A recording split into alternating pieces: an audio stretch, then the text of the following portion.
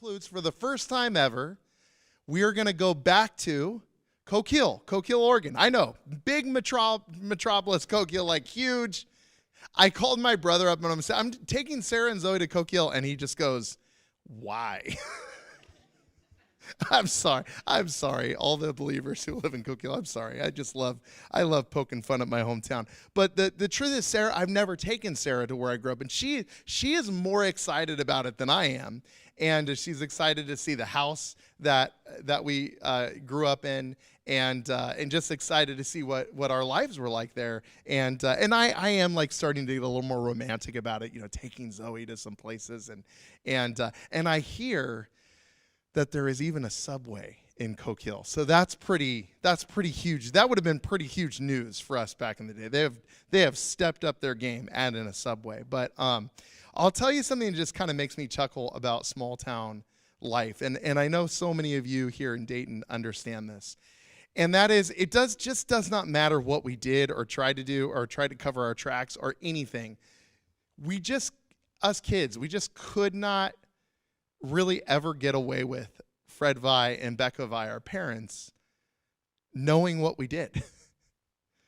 And my dad worked for the school district, and he was like very smart and strategic in a way that I couldn't even imagine. And that is like he cultivated relationships in the high school, in the grade school, in the middle school. And so if one of us smarted off in class, like we would get home and there'd be my dad, and he'd be like, yeah, so I heard what you said in Mr. Flynn's class. Let's talk about it. And I'm like, what? How do you know that? Are you like some kind of magician or what? Fred, like what? How did you know that, right?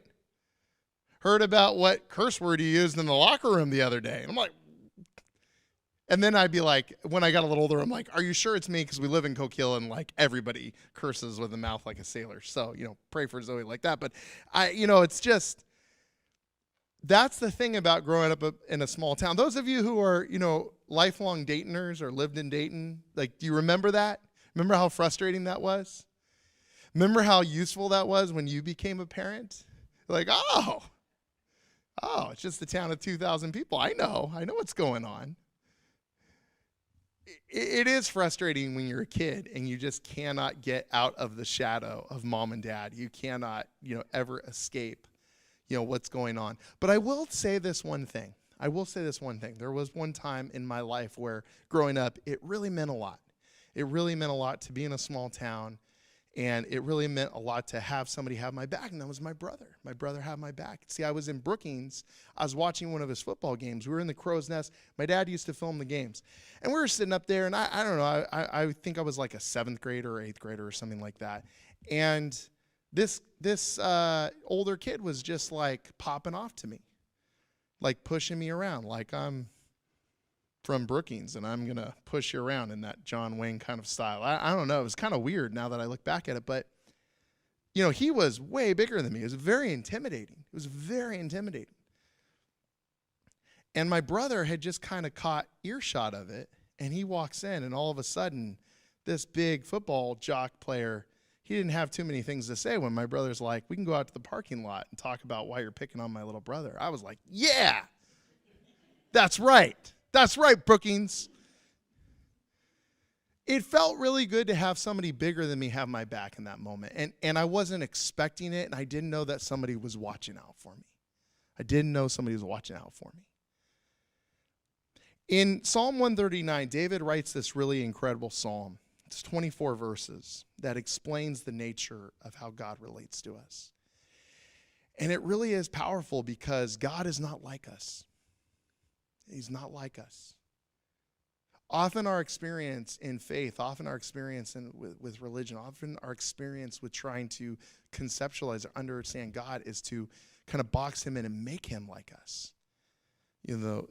So all the images of God reflect something that is in our human experience, and all the ways we think about God or talk about God, again, is often how we relate to him. But if we really want to blow our minds collectively, we just remember that God is not human. He's just not like us, and he experiences things different than us. And in Psalm 139, we just have this clear picture where God opens up David, really, the poet, This is not David the king. This is not David the warrior. This is David the worship leader. This is David as he is just expounding upon who God is to all of Israel. And this is what he says. Lord, you have examined me and know all about me. You know when I sit down and when I get up. You know my thoughts before I think them. You know where I go and where I lie down. You know everything I do. Lord, even before I say a word, you already know it. You are all around me, in front and in back, and have put your hand on me. Your knowledge is amazing to me. It is more than I can understand. Where can I go to get away from your spirit? Where can I run from you? If I go to the heavens, you are there. If I lie down in the grave, you are there. If I rise with the sun in the east and settle in the west beyond the sea, even there you would guide me. With your right hand you would hold me. I could say the darkness will hide me. Let the light around me turn into night. But even the darkness is not dark to you. The night is as light as the day. Darkness and light are the same to you. You made my whole being. You formed me in my mother's body. I praise you because you made me in an amazing and wonderful way. What you have done is wonderful. I know this very well. You saw my bones being formed as I took shape in my mother's body. When I was put together there, you saw my body as it was formed. All the days planned for me were written in your book before I was 1 day old. God, your thoughts are precious to me. They are many. There's so many. If I could count them, they would be more than all the grains of sand. When I wake up, I am still with you. God, I wish I could kill the wicked. Get away from me, you murderers. They say evil things about you. Your enemies use your name thoughtlessly. Lord, I hate those who hate you. I hate those who rise up against you. I feel only hate for them. They are my enemies.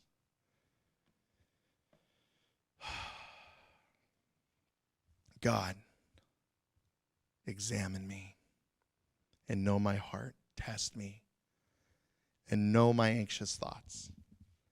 See if there is any bad thing in me. Lead me on the road to everlasting life.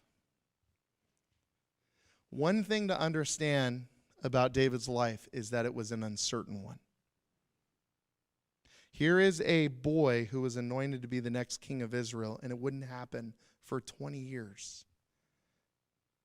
Here is a warrior who did the impossible. He slayed Goliath, and for it, he drew the ire and jealousy of a mad king. Here it is a young man who literally spent time on the run, who had spears chucked at his head, who slept in caves, whose so-called mighty men were pretty rough around the edges. And here is someone who literally spent time in the prime of his years, not in a palace, not in safety or security, but literally sleeping with one eye open and wondering when death would come for him. This is not David the shepherd. This is not David the son-in-law to the king. This is David, not even the road warrior. This is David living in enemy country. This is David, honestly, using all of his wits at every single twist and turn in his story. So much uncertainty. And it's in these dark nights of the soul that David realized something about God. The more uncertain his life became, the more certain God was always there for him. And so he writes this psalm in which he understands that I do not have control over my life. I do not know if I will even be alive tomorrow. I do not know for sure if I will actually sit on that throne that I was anointed for. And I don't know if I'll ever see my best friend Jonathan again. And I don't know if things will ever be really right between my wife, Mikhail, and I. And I don't know if I'll ever actually get to see the promise of God fulfilled in my life. I don't know if I'll ever have any of those things. But I do know this, that God is always with me, and he knows those things before I know those things. And if I'm willing to, I must trust in him. And I love this psalm because we really get just every emotion from David. We get David the theologian thinking about all the intricacies of God and how he does work above us. We get David the warrior who's saying, bring me all the murderers, I'll kill them right now. I'll kill you. I'll stab you with my sword. And then we get David when he calms down and goes, okay, I'm anxious. So God, I need you to take all my anxiety. Psalm 139 is an incredible psalm about God, but it certainly isn't written by God. It is written by a human being as fragile and imperfect and worried as we are. And I'm grateful for that because, in these times we've been living in, I have felt fragile. I have felt very human. I have not known what's lurking around the corner. I do not know what's going to greet me, like this morning when I woke up and I saw the headline of missionaries. Missionaries no different than the ones we send to Haiti. But missionaries from America, one from Canada, who have been kidnapped. That's happening right now. We must pray for them. I don't have a happy ending to that story. That is going on right now in real time. And it's those stories that just bring so much stress and anxiety because I know here in a few months, Sharon and I will sit down. We will start plotting when that next Haiti trip is. And it's so easy to just go, nope, that's it. We're shutting Haiti down. And it ain't happening. It ain't happening because we're going to continue to serve. We're going to continue to answer that call. But yes, it stresses me out. These things stress me out as a pastor. These stress me out in our town when we're still having to deal with, what public health safety measures do we do and what do we trust people with and what do we have to bear down on? And it's a lot of things about our world are uncertain. And those are just the things that are 2021. Anyone who's been on this rock for a while, this third rock from the sun, knows that life itself is just uncertain. That we're just cruising along and then the doctor calls us back. You've got cancer. We got to get you in. Or we're, working on our new house and we suffer a fall and we end up in the emergency room. That happened to a member of our church this week. Or, we're just getting things back on track with a relationship in our life and then boom, they won't talk to us again. And so we do understand what it's like to be David in Psalm 139. We do know what it's like. And so there's the reminder to us that ours is the God who knows. He knows what's going to happen before we know it. He never wakes up in the morning and goes, boy, I didn't see that happening in the headlines. I got to figure this out. I sure hope enough of my people pray me into working on this thing. And what's incredible is David realizes that even before he could think, when he was in his mother's womb, God shaped him, created him, crafted him to accomplish his purpose in his world in his time. That is the kind of God that we are dealing with in Psalm 139. We don't think about problems like that. Here's how we think about problems as human beings. We're going along to do everything's great, and then problem hits us in the face, and we're just kind of stunned there. Sometimes we're just completely knocked out. We have to use the smelling salt to wake us up, but we're stunned, and then we have to come together and figure out a solution. And sometimes solutions take a lot longer. That's not how God plans. God sees the disaster. He sees the trouble. He sees the experience before us. And we'd love for him to just take it away, but he's going to honor the fact that sin is in this world by our choice. He's going to honor the fact that we don't always do everything perfect and that we are going to have calamity befall us. But thanks be to God, he is always raising people up. He's always creating in us the skills, the character, the abilities to meet those challenges when they come. He's done that for you. He's done that for me. That is what David is saying. I am fearfully and wonderfully made. Fearfully because I don't understand it, didn't plan it, but wonderfully because every time my back is against the wall and I turn to God, I can meet the challenge. Yesterday I was here with a group, we're having a funeral. And there was someone who used to go attend this church. She was traveling. She traveled back for the funeral, got to meet her. It was really wonderful. And we were talking about just these crazy times we're living in. And I happened to mention something, and this did not come from me. I don't want you to think that I am this smart, but I have heard this, and I just have latched onto it because I just believe it's wholly true. And that is, no matter how difficult these times are, we must be the best version of Christians that God could come up with to meet them. What if we believed that? And that's not just the power of positive thinking. You were made for this. You right there, sitting in the sanctuary, you listening online, you were made to meet the challenges of these times. God knit you and he formed you and he put you in families and relationships. And every single success and hardship and every single thing that's been a part of your life story that's brought you here to this place to worship him and to partner with him, to realize that you are truly at your best when you serve him, has made you to meet these times. So, what you won't hear in Psalm 139 from David is, gosh, God, this is lousy. I should be king right now. God, what are you doing? There's a maniac on the throne. Let him die so that somebody who's better, can rule. You won't hear that. You won't hear David going, gosh, God, why is this happening to me? You're really lousy. You're mistreating me. You're really doing the wrong thing. You won't hear that. We hear David at his rawest. We hear David at his most human. We hear David when he doesn't know. He's very uncertain about the path ahead. But over and over and over again, it's, God, your thoughts are precious to me. God, you have examined me. You know me. That's trust. That's what trust looks like. So I'm not suggesting that things aren't really hard around us. I'm not suggesting that we don't live in difficult times. And if you haven't noticed, every generation thinks they live in the most difficult times. And that's probably true. And that's why you are the best equipped church possible to deal with them. God did not make a mistake sending you here to Dayton Christian Church to worship him and serve this community.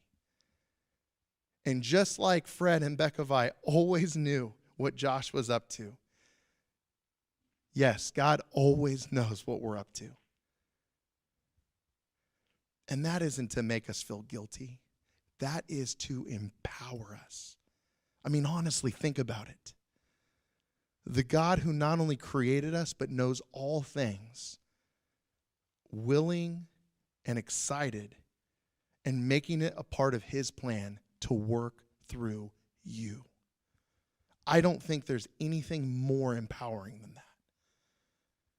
And so, what keeps us from that? Well, one thing could be just our anger. And that's why I love that David has this in it. Kill all those murderers. And we do that. We just throw our hands. I wish that all those evil people, I wish all those sinners would just take a hike. And that's in here. But that's not the end of the psalm. That's actually not what the psalm is about. David kind of collects himself and goes, okay.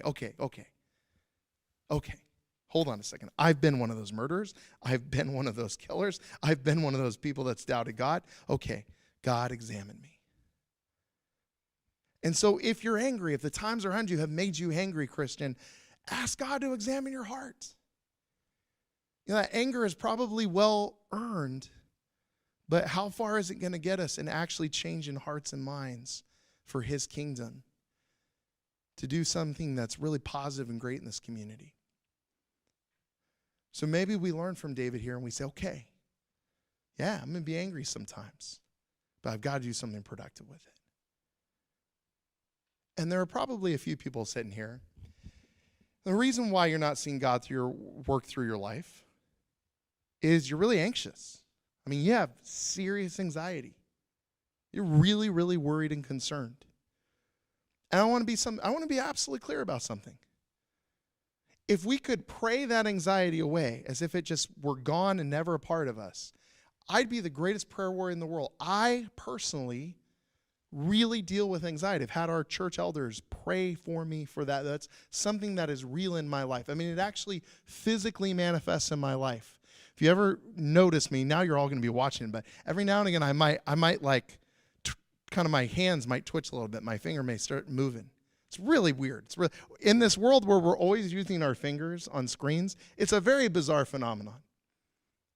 I have not drank caffeine in something like 5 years because of it. And, you know, I share that with you to say that if I could just pray that away, don't you think I would? So I am not giving you a guilt trip about being stressed. I'm not giving you a guilt trip about being anxious. I'm just praying that you do something productive about that. Because God did not make you to stay anxious in these times. God did not make you a slave to that anxiety. He didn't. And so if that's you, and if that is preventing you from serving him, from being a force for him in this community, in this world, don't you think it's time to start addressing that? You've got a pastor who will go on that journey with you. Maybe it's time to start turning that anxiety over to him and saying, just like David, God, examine me, know my anxious thoughts. Notice what David says. He doesn't say, get rid of that anxiety, God. Just know my thoughts. Know where I struggle. And see if there's anything bad in my life. This is that other area where we're not going to be effective for God, truly, if we're doing the wrong thing. Now, gosh, that just sounds like duh. But that requires action. It requires more than a sermon. It requires more than just listening to that and going, you know, he's right. We got to stop doing the wrong thing. I'm going to go and do some more of that wrong thing. And here's the thing about changing. I just have never in my life ever been effective at changing something without getting others involved, and especially people who are good at the thing that I want to learn. When I needed to get better at time management, I went to the people that I felt were the best at it and said, teach me, be my mentor. When I had issues with communication, you know, where I tell someone one thing and I do something else, and I didn't mean to like mislead them, but it just happened. I had to enlist people to help me with that.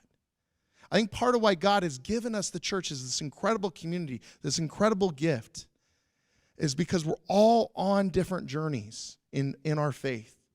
And some of us have really, truly mastered some things, and we're ready to disciple and teach. And others of us, we need that discipleship. So if you find yourself somewhere in your life where you know that something's wrong, will you please do something bold and courageous? Talk to your elders about it. Talk to one of your small group leaders about it. God has already put within this church people in your life who you can trust. And they're not going to go around town and be like, did you hear about Carl? If Lori finds out, whoo, going to get some popcorn for that fight. And if you're one of those people, then you need to come talk to me. Because I don't have a problem gossiping. I can help you. I can help you with that. David's saying, examine my life, and if there's something bad about me, we need to address that. Because we can't do good if we are in the process of doing things bad, doing things evil. And it's so easy to say that in a sermon. It's a lot harder to live. I want Dayton Christian Church to be a place where people look back and go, man, I was really struggling. But then, I called up Clark, and I talked to Clark. And he really, we really got that under control. And now I'm helping somebody else. That's what we're here for. We're here to serve you, and we're here to help you on that journey.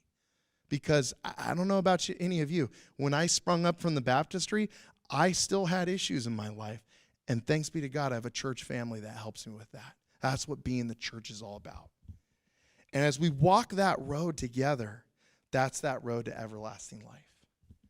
So many people are on a path to self-destruction. So many people are on a path that we know it will lead to something unfulfilled. And nobody ever starts out on that path because they want their life to get ruined. No one starts that affair because they're like, boy, I just want to tank this marriage and have my kids hate me for the rest of my life. They start that affair because they say, man, I'm not getting attention that I crave and need. I'm going to go find it somewhere else. Nobody starts out sitting in their tax person's office with a letter that says you owe $10,000 to the IRS and we're going to start garnishing your wages. Nobody starts out cheating on their taxes and saying, man, I just can't wait to get audited. That's going to be a lot of fun. Nobody starts out anticipating and getting excited about self-destruction. But so many people end up there because they believe a lie about this world that's fed to them constantly over and over and over again. And that is, you'll get away with it. You'll be different. You won't. God knows. That's Psalm 139. That's Fred and Becca. That's the gospel of Fred and Becca Vi in Coke Hill, Oregon. They know. They know. So let's ask God into our hearts. Let's stop compartmentalizing and let's start just being honest. And it's difficult. It's hard at first. It's hard to go to our spouse and say, hey, you know what? I am really, really missing something in our marriage.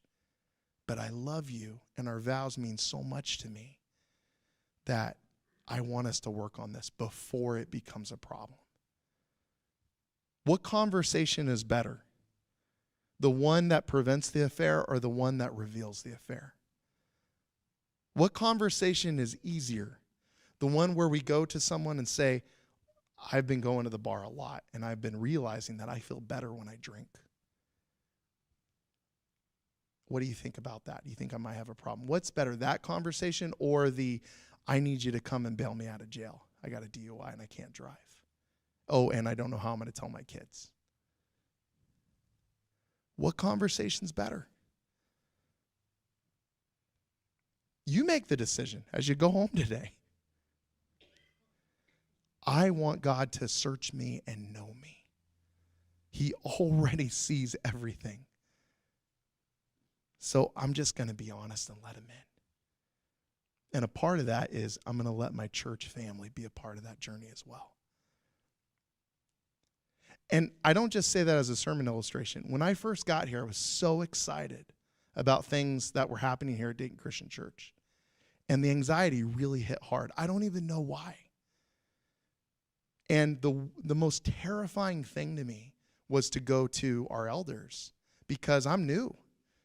You know, do I get them together and tell them that there's this problem in my life? And what are they thinking? Oh my gosh, who the heck did we hire? We got a real problem on our hands.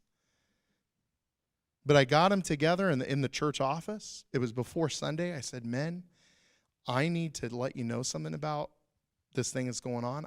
I have this anxiety that's really hit me. Oh my gosh, can't thank Clark enough for the times he'd come down to my office just unannounced and, hey, let's talk about that. And Mitch and Terry praying for me and all of them encouraging, hey, go get some help for that. I realized that, just because of my title as pastor doesn't mean I gotta have it all figured out. And it gave us as an opportunity early on as leaders of this church an area to really seriously bond where I knew, hey, these men have my back. Don't prevent that in your own church family by keeping that to yourself. Let God search you and know you. Turn over that anger. Turn over that anxiety. Turn over that wrongdoing. And let's all walk down that path to everlasting life. Heavenly Father, I'm just so grateful to be surrounded by such an awesome church, the best church ever to deal with these times. Not because we're just awesome, because you've made us awesome. You have just incredibly gifted the people in this room and listening online with skills and abilities, relationships, contacts. They serve you through the work of their hands. They serve you through their care and attention in our schools. They serve you through the creativity of their businesses.